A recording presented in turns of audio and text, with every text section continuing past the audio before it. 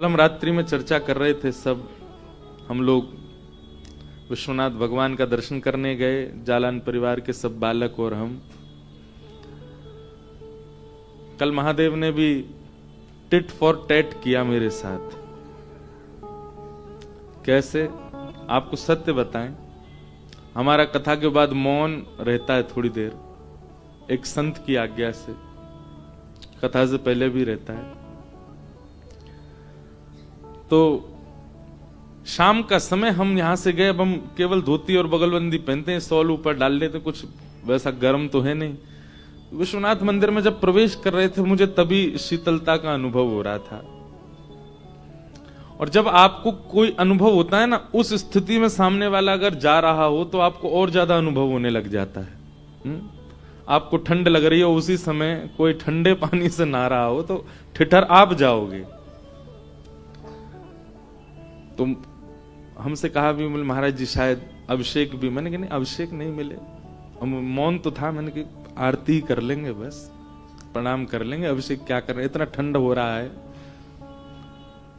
तो बोले नहीं अब आरती का समय है तो अभिषेक तो नहीं होगा, आप केवल दर्शन। मैंने कहा हाँ ये बढ़िया। गए, जैसे ही महादेव के सामने पहुंचे इतने में एक पुजारी जी लिया, लो महाराज जी लो जल चढ़ाओ। अब जल चढ़ाते समय मुझे लग तो रहा था, मैंने कहा महादेव मुझे क्षमा कीजिएगा, आपने अपना औरा ही ऐसा बना रखा है। जल चढ़ाया तब मुझे हुआ कि चलो केवल जल ही होगा, नहीं फिर तो पंचामृत आए हैं, दही लो घी लो। अच्छा सुख भी बहुत मिल रहा है कि महादेव को स्पर्श कर रहे हैं, अभी कथा सुना करके सीधे आए हैं और सीधे महादेव को अभिषेक कर रहे हैं। और मैं हर बात पे मन से क्षमा ही मांग रहा था, मुझे क्षमा कर दीजिए महादेव, पर मैं बाध्य हूं। शहद घी दही शर्करा विजिया चंदन रोरी सब से स्नान कराया,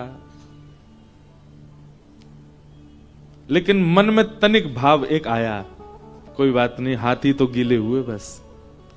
इतने में ही एक गार्ड साहब लिए पाइप पूरा मंदिर धोते हुए आए और उन्होंने सीधा प्रहार किया है मेरे वक्ष पे। तो वक्ष तो महादेव के सामने था, ये बिल्कुल इंस्टेंट था।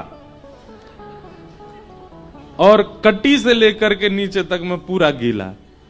ऊपर गीला हो तो इतना नहीं लगता है, अगर वक्ष पे पानी पड़ जाए, हाथ पे पड़े, सिर पे पड़े तो भी चलता है, थोड़ा पोंछ ले। अब यहां से नीचे पूरा गीला।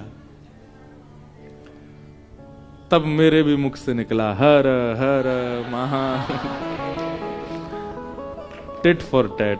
तो मुझे लगा कि महादेव मुस्कुरा रहे होंगे, आई मजा। अद्भुत आनंद हुआ। उसके बाद हमसे कहा महाराज जी अन्नपूर्णा दर्शन मैंने कहा कल करूंगा, आज तो नीचे जम चुका हूं पूरा। और फिर हमने मौन खोले ही दिया। महादेव कह रहे हैं यहां पर काय को अपना ही नियम चला रहे हो।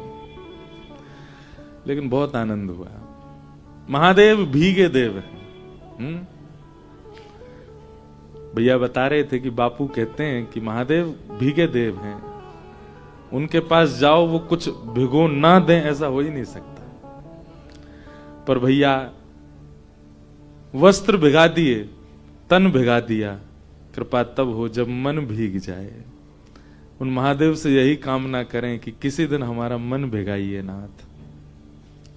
वो भीगे हैं, इस बात का क्या द्योतक है? भीगा मतलब सदा रस में। हमारे ब्रज के रसिक अष्ट सखा एक पद गाते हैं किशोरी जी के लिए, रसिकनी रस में रहत गढ़ी। किशोरी जी अब शुरू हुआ है तो गा ही देते हैं। हम पद पदावली ज्यादा गाते हैं कथाओं में।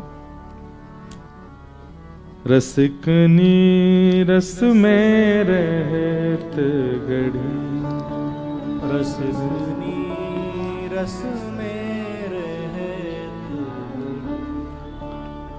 अब देखो गोस्वामी तुलसीदास जी महाराज को तो आप सब खूब सुनते ही हैं, क्योंकि काशी में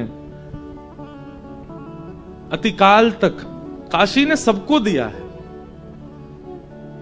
किसी को भी अपूर्णता नहीं रखी है काशी ने, सबको दिया है। गोस्वामी जी को प्रदान किया, श्रीमद् वल्लभाचार्य जी को प्रदान किया, चैतन्य महाप्रभु को प्रदान किया। जितने भी आचार्यों का मैं नाम लूं, कोई भी ऐसा नहीं है, सबको प्राप्ति। हमारे वृंदावन के अगर कोई यहां रसिक जन बैठे होंगे, उन्होंने अगर हरिराम व्यास जी का नाम सुना, नाम सुना हरिराम व्यास जी का? हरिराम व्यास जी को वृंदावन वास काशी ने प्रदान किया है। और एक बात आप निश्चित मानिए, इस जन्म में काशी में रहने वालों ने अगर महादेव की खूब आराधना करी होगी, तो हम इस बात को प्रमाणिक रूप से कह रहे हैं कि आपका अगला जन्म ब्रज में ही होगा, आप ब्रज ही पधारोगे। क्योंकि काशी में भले ही विश्वविद्यालय है, परंतु विश्वविद्यालय से पास आउट होने वाला व्यक्ति फिर जॉब के लिए जाता है। फिर वो कहीं ना कहीं बिजनेस या अपने जॉब के लिए आगे जाता है। यहां पर यूनिवर्सिटी है, इसलिए ज्ञान भी यहीं, सरस्वती भी यहीं, विद्वान भी सबसे ज्यादा काशी में ही हुए। तो यहां आपका जन्म इस प्रकार का, इस बात का द्योतक है कि आप यूनिवर्सिटी में, आप अभी अध्ययनशील हैं। और जब यहां जन्म लेकर के महादेव का नित्य वंदन करके, गंगा स्नान करके, संत जनों का संग करके आप अपने जीवन को सार्थक करेंगे। यदि आपने सही समय पर यूनिवर्सिटी की पढ़ाई पूरी कर ली, तो हो सकता है आधे जन्म में ही आपको ब्रज जाना पड़े, लेकिन पूरा जन्म व्यतीत होगा तो जन्म के उपरांत पुनर्प्रादुर्भाव आपका ब्रज में। और सुनिए, इसमें कई लोगों के मन में संशय आ सकता है कि हम तो सोच रहे थे मुक्ति मिलेगी काशी से। वृंदावन प्राप्त होना एक प्रकार से जन्म लेना नहीं है। वृंदावन प्राप्त होना मतलब मुक्त जन्म लेना ही है। वृंदावन में जन्म लेने वाला व्यक्ति वो जन्म से ही मुक्त है। तो काशी भजने वाले को वृंदावन मिलता है, ये एक नहीं अनेक प्रमाण दे सकते हैं हम आपको। हरिराम व्यास ओरछा के राजा मधुकर शाक्य कुल गुरु हरिराम व्यास इतने विद्वान थे, इतने विद्वान थे कि आपने पूरे भारत के विद्वानों को चुनौती दे रखी थी कि किसी में सामर्थ्य हो तो मुझसे शास्त्रार्थ करे। और जहां भी जाते वहां के विद्वानों को परास्त करते और उनसे विजय पत्र लिखवा करके अपने संग लेके चलते। ऐसा कहते हैं हरिराम व्यास जी का एक रथ था, उस रथ पर चारों ओर विजय पत्र ही छपे हुए थे।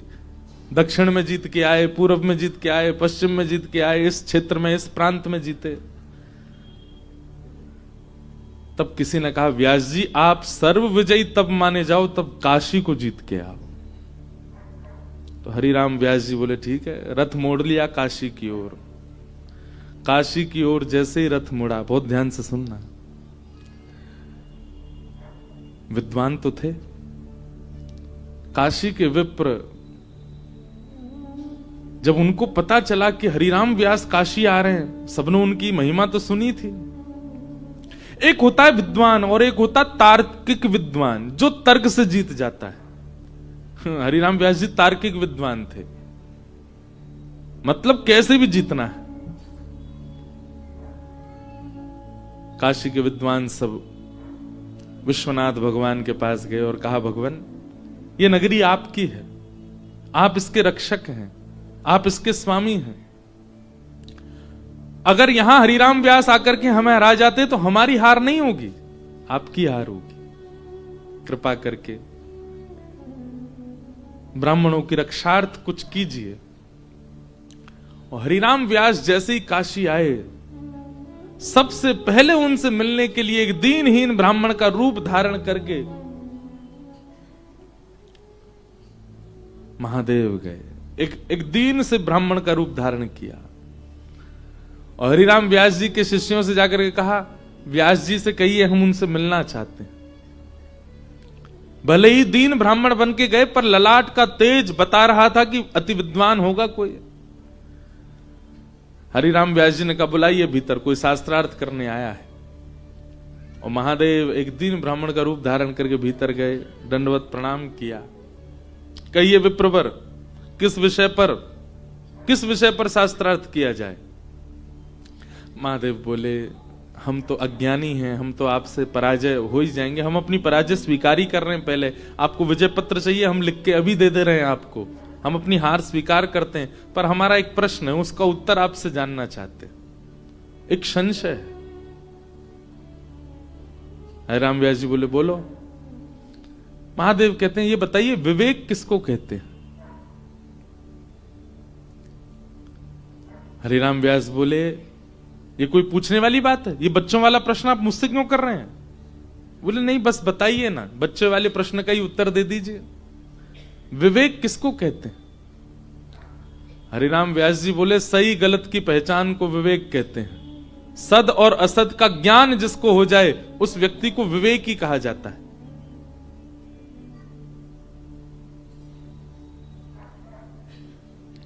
हरिराम व्यास जी का उत्तर सुनकर के महादेव प्रसन्न हुए। व्यास जी बोले मुस्कुरा क्यों रहे हैं, बताइए आगे। बोले मैं यही जानना चाहता हूं, सद और असद का ज्ञान जब विवेक है तो क्या वो विवेक आपको प्राप्त हो गया? क्या आप उस विवेक से युक्त हो गए हो? व्यास जी तो तिलमिला गए, तुम कैसी बात कर रहे हो मुझसे? बोले आप ज्ञानी क्यों बने हो?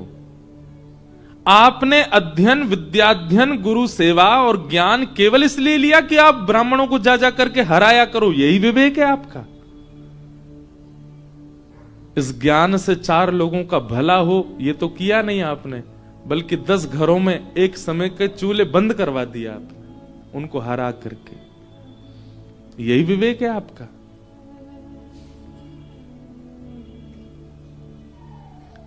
हरिराम व्यास जी को शब्दों में कुछ गहराई दिखी,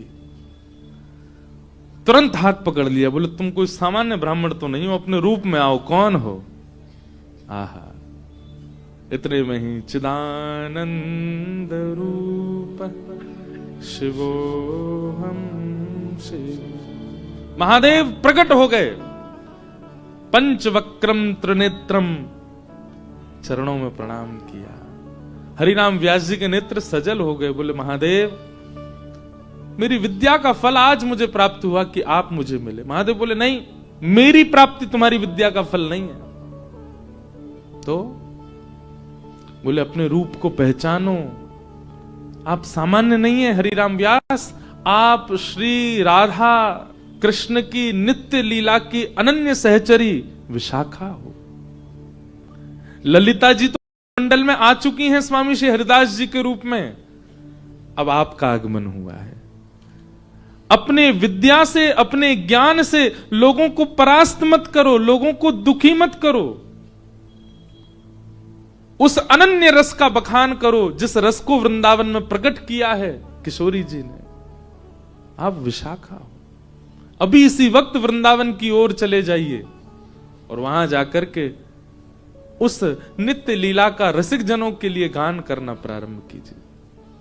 और महादेव के वरद हस्त से हरिराम व्यास जी एक क्षण भी नहीं रुके, फिर और सीधे वृंदावन आ गए, और कभी वृंदावन छोड़ करके नहीं गए। तो काशी का भजन वृंदावन की प्राप्ति करता है, वृंदावन दिलाता है। हो ना हो, हमने शायद, मेरा पूर्व जन्म काशी का ही रहा होगा, इसीलिए इस जन्म में वृंदावन में है, महादेव की कृपा से। ये बात एक नहीं, मैं 1,00,000 बार कहूंगा, अंतिम श्वास तक कहूंगा कि राधा कृष्ण के जो प्रेम प्रकट होता है वो महादेव की कृपा से ही होता है। उनकी कृपा के बिना आपको सामान्य प्रेम का दर्शन होगा, पर महादेव की कृपा होगी। और यदि कोई श्री जी का, ठाकुर जी का प्रेम गा रहा होगा, नेत्र पुलकित हो जाएंगे, हृदय झूमने लगेगा, रोम रोम नृत्य करेगा, तब समझिएगा कि महादेव की बहुत कृपा है आपके ऊपर। भाव कुंभन दास जी का ये पद है, चर्चा करेंगे, अष्ट सखाओं के भाव आएंगे ज्यों ज्यों। तो ये पद हमने क्यों गाया? महादेव सदा रस में क्यों रहते हैं, वो सदा भीगे क्यों रहते हैं? इस बात का द्योतक है, मानो वो हम आप सबको यह प्रमाणित कर रहे हैं कि आपको पास, हमारे पास देने के लिए रस का केवल दूध स्वरूप है, दही स्वरूप है, शर्करा स्वरूप है, मधु स्वरूप है,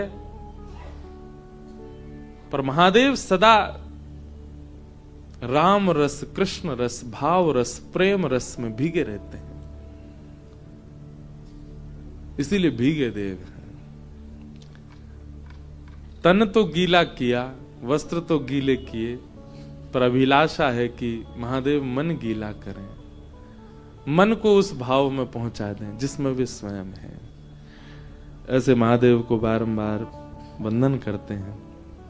आइए भागवत कथा के प्रथम स्कंद में आज प्रवेश करते हैं।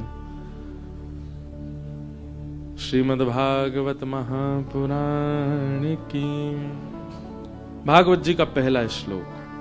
18,000 श्लोक हैं श्रीमद् भागवत में, जिसमें सबसे कठिन श्लोक सबसे पहला श्लोक। कठिन बोलें तो उसका अर्थ समझना बहुत मुश्किल है, लेकिन यथामति यथासंभव कहेंगे। शार्दुल विक्रीडित छंद, मतलब संस्कृत के श्लोक छंदबद्ध होते हैं, उन छंदों का कोई तात्पर्य होता है। भागवत जी का प्रथम श्लोक शार्दुल विक्रीडित यानी कि नृत्य करता हुआ शेर।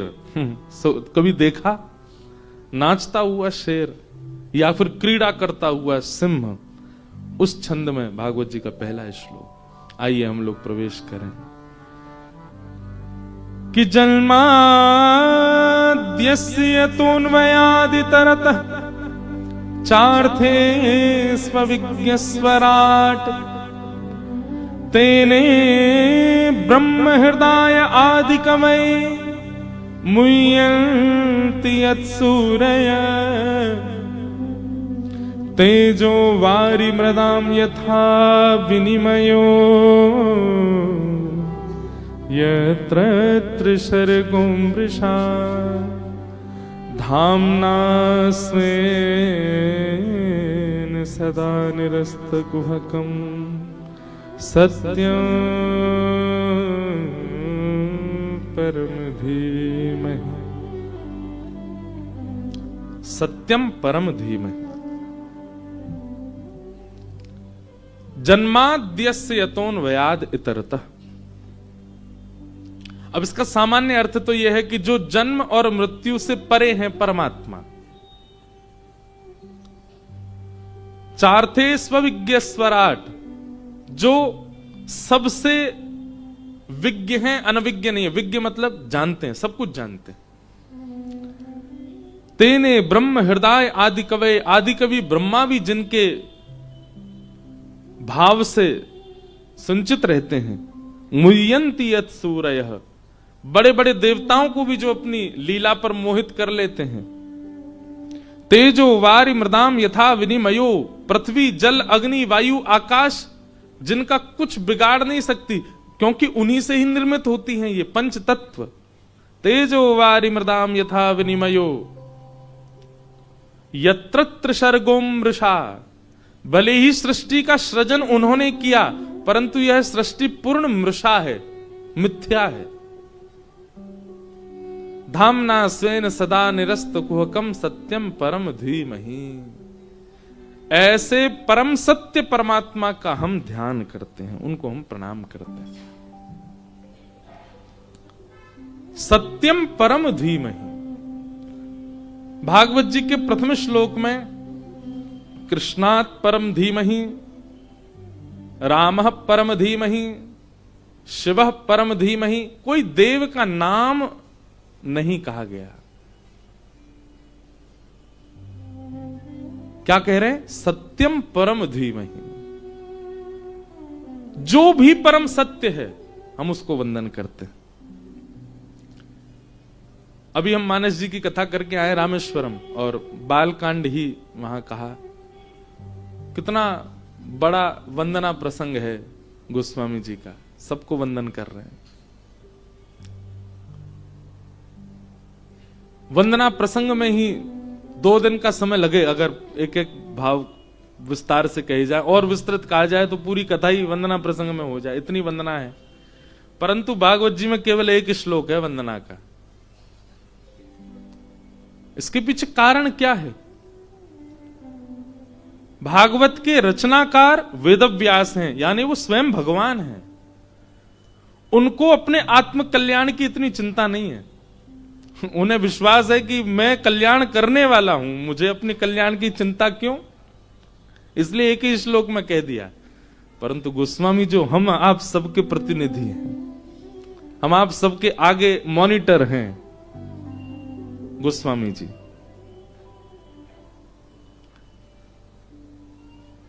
हमारे कल्याण में कहीं ना कहीं हमको संशय लगता है, इसलिए कोई रह ना जाए, कोई छूट ना जाए, कहीं मेरे से चूक हो ना जाए, इसलिए सबको प्रणाम कर रहे हैं, सबको वंदन कर रहे हैं। ऐसा मुझे अनुभव हुआ।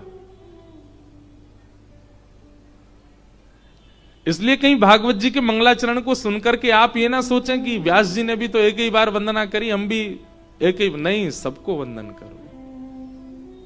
सिया राम मैं सब जग जाने करहूं प्रणाम।